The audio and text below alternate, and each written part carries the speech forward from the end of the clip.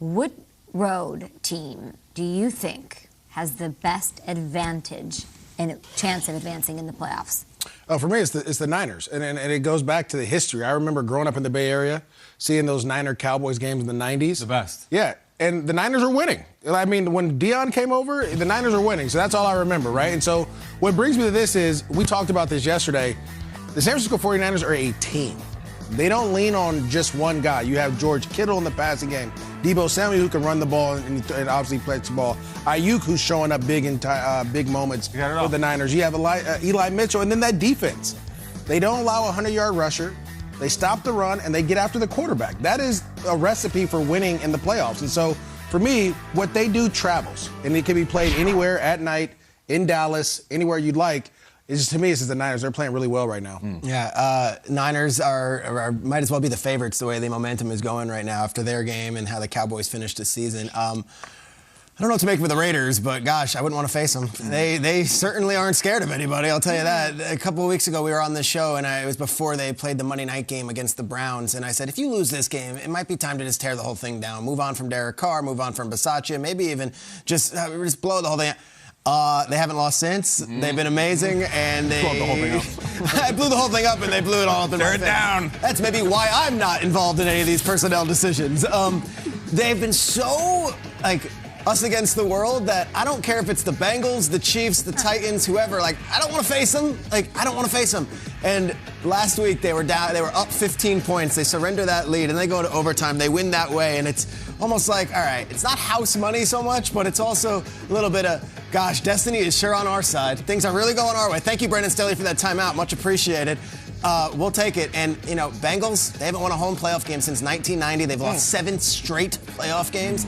Raiders have nothing to lose. I mean, they come in there, they win, we keep going. They lose. The Bengals, they've got to answer those questions. The Raiders, they have nothing to answer. So one of those, house money, us against the world. Playing loose. Playing loose. Yeah. Let's go. That might be a popular upset pick. We'll find out tomorrow. I'm going to look at the Cardinals, and I'm going to look at the Rams. I like divisional opponents in the playoffs. I have doubts about Stafford, who's still trying to win his first playoff game. But we got to get to this. Veterans are one thing. A 37-year-old soccer dad is who the Rams signed before they go into the playoffs against the Cardinals. What is going on with the Eric Weddle story? Because everybody's reaction yesterday seemed to be, the beard is back, the beard. I know he has a beard, and I respect Weddle. It's a cool beard. He hasn't played in 2 seasons, and they just signed him to bring him in. Jordan Fuller gets hurt, their safety, and is this guy going to play? Because if he was coming in just to be a veteran and consult and everything, maybe you just bring him in and, he visits with some players and he's a nice veteran and you say, take him out to lunch. He's on the team. They signed him. So is Weddle going to be out there in meaningful snaps for the first time in 2 years at 37 years old in a playoff game? I hope so. If I'm the Cardinals, I think I'm hoping so too. If I'm a fan, I like Weddle, but that's weird, really weird. And I don't know what the plan is for McVay, and he's the genius and all that, and I respect it, but this is a very strange signing. And if he's out there in meaningful third downs, that's Does it come nuts. off as desperate to you?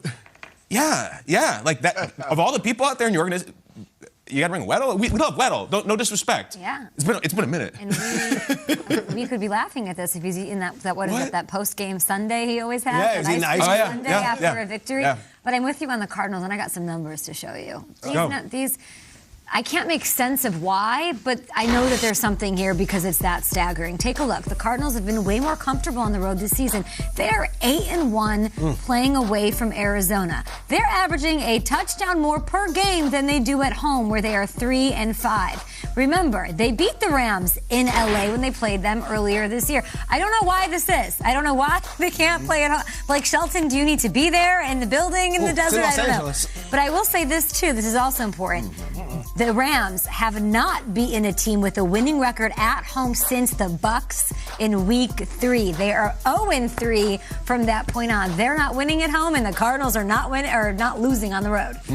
Weird. Why? How could you be 8-1 away from home? I wonder if they're actually hoping for road playoff games if they win this one, like how it shakes out. Sometimes it's just their routine, the travel experience. Maybe mentally that's where they are. They like to travel and play. Yeah, the whole story when they beat the Cowboys was Kyler never loses in Dallas. I was like, can he win in Arizona? And that would be great too, maybe, but doesn't have to worry about it. They're not going to play a home game unless there's some crazy upsets in the next round. Do they need to be too comfortable or something? This is why I don't believe in home field advantage. See? I mean, some teams, like Kyle said, some teams are just comfortable. You have a routine. You don't have any distractions. distractions. You're on the road. The whole burn the boats mentality. Yeah. That's kind of like guys play. I like that. Bring one suit. We'll see. Yeah, exactly.